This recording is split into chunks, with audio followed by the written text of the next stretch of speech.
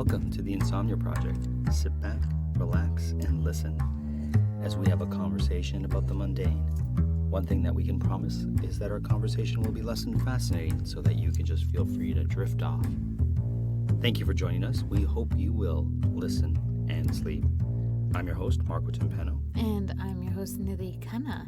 And Nidhi, you can follow us at Listen and Sleep for Twitter, or go to our Patreon page, patreon.com/The Insomnia Project, and check out all the cool features we have there. Yep. And of course, we're on Instagram too. Yeah. And that one's at The Insomnia Project. Thank you, Nidhi. I knew I was missing one. I need to organize it better. Well, speaking of organizing, Marco. Yes. I have various methods of organization that I have in my life. And it's really funny because lately I've been doing some recruitment, and one of the questions that seems to be a standard question in certain types of jobs or roles is, how do you organize your time with multiple priorities? Oh. And so I always find it very interesting to hear. Oh. Zena's getting comfy. Zena's getting comfy. She's falling asleep here. I'd like to ask how they organize their time, especially if it's like a project management thing or if there's a little bit of project management associated with it. And people give really different answers. It's really interesting to hear how they think. You know, the standard answer is like lists and schedules and all of those sorts of things that one would normally use, like a calendar, and come in the morning, spend 10 minutes like prioritizing your day. But it made me think about how I'm really good at doing that at work, where it's like, okay, these are the tasks I need to get done today, or these are the reports I need to write, whatever, or I need to get this part of X deliverable done. But in my personal life, it like just all goes to... Okay. Fair enough. Every once in a while, like, it makes me feel good to make a list every once in a while when I have so many things that I need to accomplish, because I love being able to cross it off. I love crossing off things off the list too, yeah. Even if it's just errands, like laundry, clean the house, fold socks, I don't know. It feels good to cross those off the list, especially if I'm traveling. Have you ever heard of, I don't know if we've talked about it in this show, Marie Kondo? Oh, is this the Japanese the decluttering subtle, thing? art of Japanese. Oh, I mean, I've never read it, but I think you have. I have. And I wish I could remember the name of the book. It's a very famous book. We have talked about this. Have we? Okay. Because I found when I did the things that were mentioned in that book, I found my life getting a little bit more organized. At least my clothes and how I put them away and how I fold them and stuff. Oh, yeah. I'm still working on getting rid of like papers and so many letters and whatnot, you know, and you have all that stuff. And it's like, it's the last thing I need. Well, so I find with papers, there's this like feeling of wanting to keep them because you might need them for something at some point. And at what point, like, what is the decision you make that says, I'm going to let go of this? Like, what is the thought process? You know, I haven't figured it out for paper yet. I'm sort of starting to get rid of that kind of stuff. And you just gotta be cool with it. You just gotta let things sort of roll off your back is all I can say, and not worry about, you don't have a paper, you can find a paper. Like, you know, if you haven't looked at that paper in a year or two, it's time. Well, that's the way I feel about clothes now. If I haven't worn something for a couple of years, it's like, why? Why hang on to it? Yeah. It can be very freeing to get to let that stuff go, right? Purging. Yeah, purging and let it go and not get too worried about it. It's just they're just things, right? You don't really need all those things in your life. They add clutter and whatnot. Easy for me to say. If you go upstairs right now, there's a million things. But I'm getting rid of them. I'm actually using an app where I take a picture of it and I post it on the app that you sort of told me about. Yeah. And so getting rid of, or I told you about it. You told me about a different app where I got free coffee. Yes, that's right. And that was great. And so how do you organize your time? Like when you get up in the morning, do you have like a ritual that you do to say, this is how I'm going to get through the day or the week? Or Oh, it's a good question. I mean, I always start with a coffee. I'll put a coffee on. Yeah. And then usually at that time when I'm having the coffee, I sort of suss out what I'm going to do today and how I'm going to approach the day. Unless I'm working, and then I sort of schedule around, okay, I've got to get here, I've got to do this. And then once I'm there, how am I going to approach whatever thing I'm working on, right? So, but generally speaking, let's say it was just a regular day, like today. I woke up, I had my coffee, and I'm like, okay, these are the things I want to accomplish. If I can accomplish these 2 or 3 things, I'll be happy. Anything on top of it is gravy. And so when Nidhi texted me, she's like, are you still cool to record? I was like, oh, great. One more thing I can do to get off this list. So this is what's nice about tonight's episode is we're recording it and it's going to be posted right away. We're going to put it right up. Yes, yeah, it's so true. It's going to be hot off the presses. Hot off the presses. Because sometimes we'll figure out a schedule of when we can record this show, and then we'll say, okay, so this episode's going to air in a couple of weeks and whatnot. Yeah. I find sometimes I'm much more organized with this work than I am with my daily life. Oh, I hear you. I hear you. It's hard. Emails can be tricky. Like just getting through emails I find can be kind of tricky. What's your tactic with that, Nidhi? With emails? So with my personal email, I got to a point where it was really about deleting things that are unnecessary. Yes. And keeping my inbox at a very short, having just a few emails in my inbox. Great. It's a little overgrown right now. But really compartmentalizing things into folders to make sure that I've gotten back to everybody, etc. At work, the sheer volume of emails that I get doesn't allow me to do that on a consistent basis. I think I have like 22,000 emails in my inbox right now or something like that. Yay! Since I started, though. Right. So I'm trying to get better. Also, with work, it's a little different because, there's certain emails that you're supposed to keep because they're related to whatever. Yeah. They're a record of some kind. But I've tried to be good at delete the newsletters, delete the one-word answers, which shouldn't be on email anyway and should be on another forum like Slack or something. And the way I work is if I'm scanning emails, I'll scan and read, but then I'll keep the ones that I need to respond to later as unread so I don't miss them. Right. So I always feel like, okay, I know what's going on in my inbox and I know what I need to prioritize with an answer right away or not. But I do find that sometimes you can go down the email void. Sure. So I unsubscribed so many things. I just was unsubscribed. Sometimes doesn't it feel good? It feels great. It feels so great. Like, it's like you don't need – I did not need all these companies sending me their emails and whatnot. I'm like, look, if I need it, I'll follow you. So if you feel a little inundated, just unsubscribe. You can always subscribe back, but just Except to us. Except to us. Don't unsubscribe to us. Exactly. Make sure that you subscribe to the Insomnia Project. Also, does anyone read newsletters anymore? Oh, that's a good question, yeah. Really? They're so long and I don't know. The attention span is so short. Now it's more of follow someone on their social media and then you'll be able to see whatever it is you need to see. But newsletters are so... Well, it's even like, I much prefer Instagram because it's so short and quick and easy to sort of... Because you're also a big Twitter person. I've kind of moved to Instagram a bit more. I need to Twitter a bit more. Like you need a customer service complaint to Twitter for you to get back on Twitter. That's right. That's what I do. If I have an issue with a company, I will tweet them until I get a response that I find acceptable. And Nidhi knows that about me. I'm a little bit, I don't know what the word is.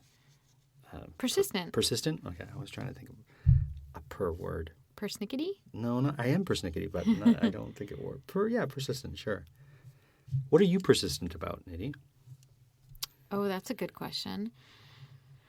I think customer service as well, but in a different way. Okay. I'm less likely to go online, but if you get me on the phone, and I get really frustrated with also rules that just don't make sense. Sure. It's like, explain the rule to me. Mm-hmm.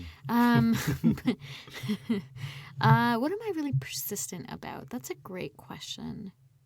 So Nidhi, while you're thinking of that, we have fans who will listen to us when we talk about places to go in Toronto. Like we have people who will, for some reason, they'll be like listening, like we'll mention it in casual conversation, and then we'll see a photo on our Instagram of them at that place. There is a tiki bar near your house, not far from your house. You know the tiki bar there? It's like a... Yeah. I went Which there one? once. There's two. Oh. There's a Shameful Tiki Room, and then there's Miss Things. Miss No. Things is like kind of like a classier, more like a lounge, a little bit more upscale. Shameful Tiki Room. That's where I... Okay, is like the Disney version. Yeah, okay. Where you order some sort of mystery bowl, and they all yell, "Mystery bowl!" And it comes out with smoke and, Yes. steam and whatnot. Which and is really great and fun for about the first half hour Right. of your restaurant experience Right. or bar experience. But after 2 hours of that, you're just kind of like, Wow, it sounds like you don't like that. That place isn't for you. well, how many times can you be like, the bell rings, Mr. Listen, I can many times. For Really? me, of course, people are having fun enjoying their tiki drink. I'm happy with that. But it's just interesting that there's a couple of tiki bars right around, like, not far from your know. place. And so you prefer this Miss Thing? They're both different, Okay. right? I like Shameful Tiki Room. I've been there a couple of times, and it's fun. It's definitely fun and a great place to just be low key. Miss Things is more like if you want to go on a night out and get dressed up, Okay. or not even get dressed up, But is it it's a more of a tiki bar? lounge. It's like not a tiki bar in the same way, Okay. no, but it's kind of, if you want, it's got I mean, it's got a bunch of rum, a bunch of like tiki-inspired cocktails. I want the Hawaiian tiki Yeah, experience. that's Shameful Tiki. Okay. That's Shameful Yeah. Tiki. And there's a lot of like tiki bars, not just in Toronto. What makes a good tiki drink, though? Okay, so that's a great question. You've been Nidhi. waiting for that. Wow. No, but I'm glad you asked it because of the fact that it's an important question, I find. Perhaps the most important question asked thus far Wow. on this episode, anyways. For me, if you're going to go to a tiki bar, the drink should be a classic tiki kind of cocktail. So like a cocktail that you haven't seen or that you don't see everywhere and that could be complex for a regular restaurant to make. So when I think tiki, I think of tropical drinks. Yes. So I think of tropical items like mangoes and certainly pineapples, coconut. I think Hawaii, right? So I'm going to think of these kind of things. So, a traditional bar or restaurant might not have coconut milk or, mango juice or whatnot. A lot of places do now. But if I'm going to a tiki place, I want you to be able to blend these tropical flavors with, like you said, a dark rum or some sort of alcohol that brings you to the idea of Being in like a Caribbean or Tropics, oceanfront tropical. Okay, so 2 follow-up questions then. yeah. 1, does the drink need to be served in the shell of a coconut for you to consider it a tiki drink? Well, okay, so I live by the rule that everything tastes better when drunk out of a coconut or a pineapple. Perfect. If I could drink all my drinks, whether This is they why be we're friends. whether they be cocktails or not, if I could drink it out of a coconut. In fact, when we go somewhere tropical and they're selling things out of a coconut, Amanda will be like, "You want that? I can see." I'm like, "Well, it's in a coconut. How can you not want it? Right? It's nature's glass." It is nature's glass. You're right. So yeah, for me. Yeah, and if I'm at a tiki bar, I want umbrellas. I want wedges of things on a skewer. If you want to light it on fire, Great. I'm good for that. Because you can do that in a tiki lounge, and you can't necessarily do it if you're at a Michelin star restaurant. I think you can, but it's not traditionally done. Or if you're in a, mom and pop, Sure. whatever, Italian restaurant, they're not going to do, this coconut flambe drink. Right. Okay, so then that brings me to question 2. Ooh. Dark rum versus white rum. Dark rum for me. Always dark rum. Okay, so why?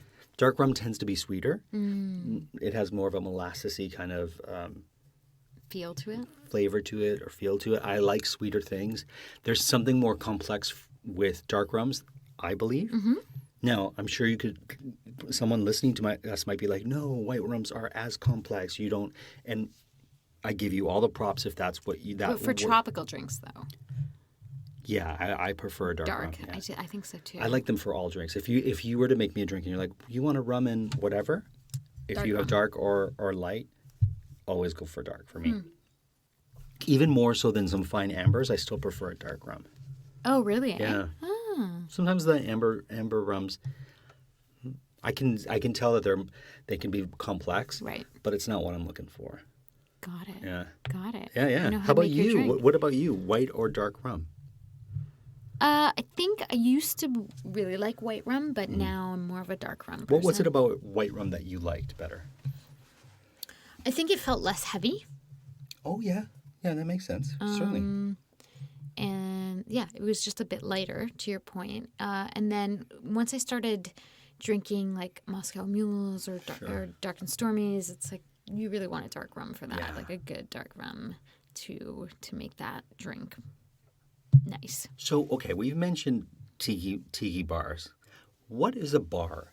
If there was someone who's coming to Toronto and they're like, I want to go to a good bar, what's the bar that you would point them to? Okay, but I need more parameters. Okay.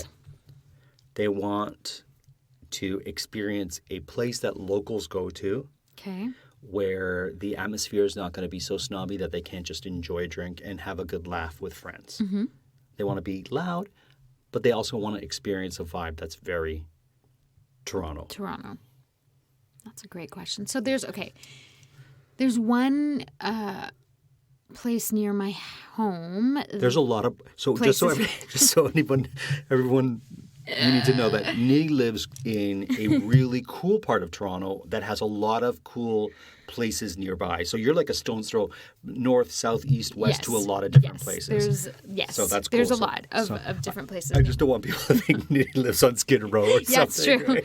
Near my there's a place called the Wallflower. Oh, I don't know this place. Oh, you don't know No. Marco? You would love the Wallflower because it's really casual, cozy, comfortable. You know, it's one of those 5 to 2 a.m. places. You walk in and it feels like it's got dark lighting. It's people just talking. It's not and the prices are nice and affordable. I like that. The food is affordable and good. Is it a restaurant or is it more of a bar with food? It's more of a bar with food. That's what I would say. Good. That's what I was. But you can order dinner there, and they usually have pretty good. Like it's a really comfortable place. I like very that. comfortable. There's a really cool place as well near my home. That's the Wallflower. That's the Wallflower. There's 2 places that just actually opened up right next to one another on Dundas Street, Dundas and Ossington. One is called Paris, which is a wine bar. So French wines. I know they have all around the world. Oh, that's but, great. you know, Paris. And it's always packed, and I recommend calling for a reservation. Okay. Or I don't even know if they take Do you have to reservations. dress nice? No, but it is it's one of those hipster casual places. Okay. Where people look good in jeans, but it's What like would I'm you just drink gonna at wear Paris? jeans. Paris. A glass of red.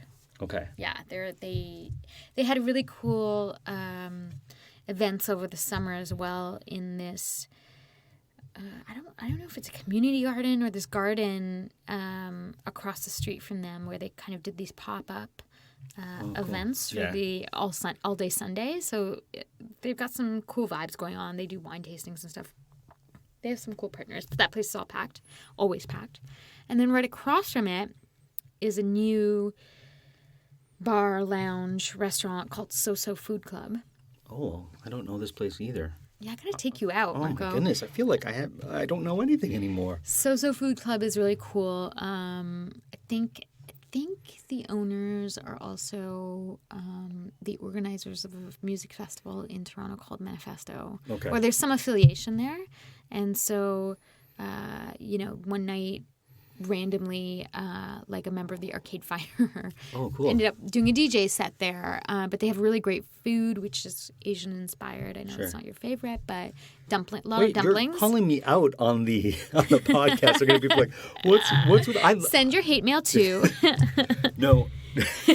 It's dumplings, I though. should clarify. I like dumplings. I do like Asian food. No, you're right. Okay, Sorry. so- I should qualify that because that was way too generalized of a comment. Nidhi and I just went for dinner, Mm-hmm. and she said, "What would you like to have?" And I said, "Anything but Chinese." I just didn't feel like Chinese food. So when it comes to Asian food, that's the one I'm least likely to go to. So instead, we went for pizza, but that was just happenstance, right? Yes. Like we were debating sushi. We were like, oh, maybe we'll have sushi. So I love Korean food. I love Thai food. I love Japanese food. Like Yes. these are my preferred if we're gonna go to a restaurant. Yep. But that said, we had pizza tonight, which had was pizza. really we had to. It was really good, I actually. took Nidhi on a goose chase because I told her it was in the wrong section of town. Like we went to the wrong street, and I was like, Nidhi, I'm sorry, it's 3 streets over. And she drove, and we're like, let's grab a pizza. And then what was nice was, I came out because we had the dog, so I came out with my pizza and my drink, and I'm like, Nidhi, sorry, I misquoted you the price.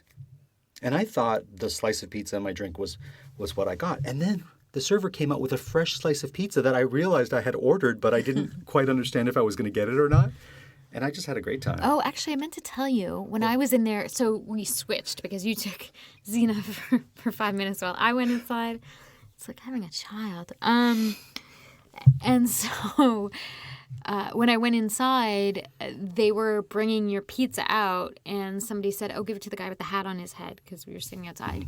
And That was there we go. Xena. There we go. Xena snores. Snort. And so they didn't know that that we were having dinner together. And so I ordered, and I think I ordered. Oh, I said, "Oh, is that the margarita?" Because they were bringing out the margarita, and she was like, "Oh yeah. Do you want, like, we just made some or something?" So I was like, "Great, I'll take that and this other slice." And she said, "Fine, we can bring it to you. Where are you sitting?" I'm like, "Oh, I'm with that guy." And she was like, "Oh, we were just talking about how nice he is." Oh, that's great. Yeah, they were like, "He's so nice," and we were just all talking about that. I'm like, Wow, that's wonderful. I meant I'm, to tell I'm you. usually not that nice, to be honest with you. You're 'Cause- pretty nice to people, especially in the serving industry and well, restaurants. I'm and glad I was nice food because I was a little bit upset because I said, "Oh, do you have a margarita?" And she's like, "Oh, it's in the oven." I go, "Well, can I buy it?" And she's like, "We can't sell it until it comes out of the oven." And I was like, well, that's weird. Like, I didn't quite understand. So I said, okay, then I'll take the mushroom. For some reason, I was happy with the mushroom slice. Mm-hmm. What I didn't realize was she was going to bring me a slice of that. But if I didn't want to wait, I don't know. I guess I misunderstood what she was saying. But my head was in the clouds. So I'm like, okay, I'll get the mushroom pizza. And then I had the mushroom. And then someone came out with the margarita. And I was like, this is amazing. I love it when moments like that happen. Yeah. Oh, and that pizza place Mhm. was called Village Pizza. Yeah.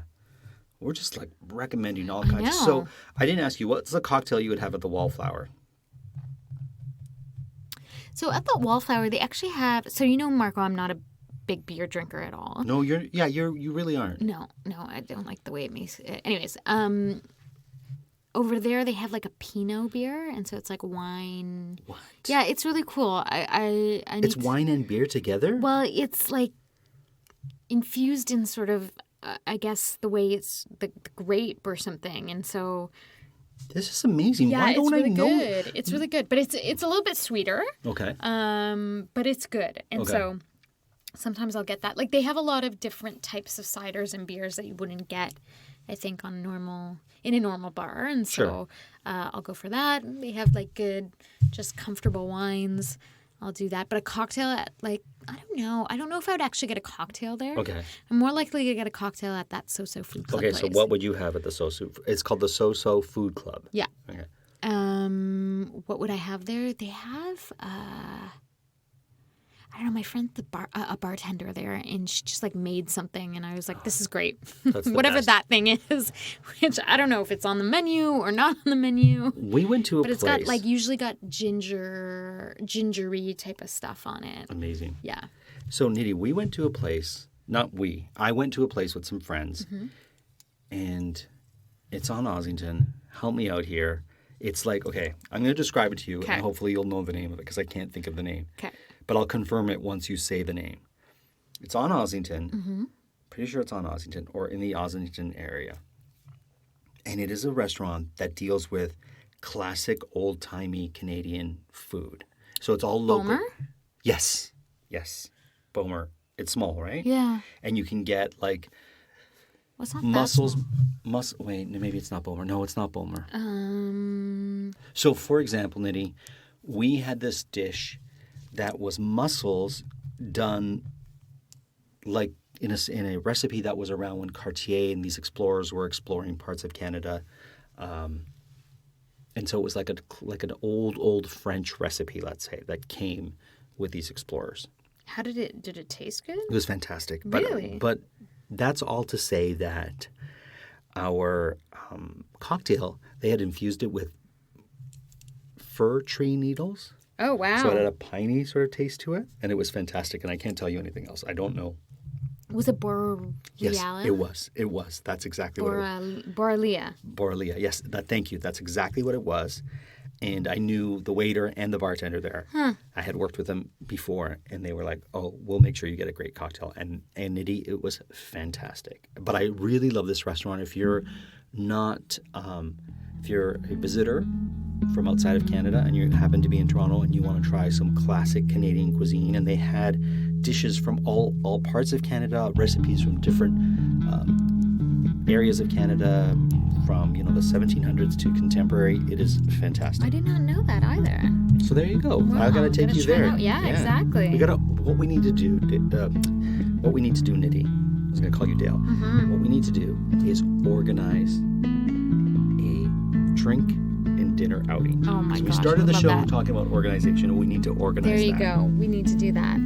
Well, Marco, this one's we're there. We're there. It's that time. We want to thank everyone for listening, and as Marco said at the top of the show, you can follow us at Listen Sleep. As always, we are produced by Drumcast Productions, and we've been recording in Toronto, Canada.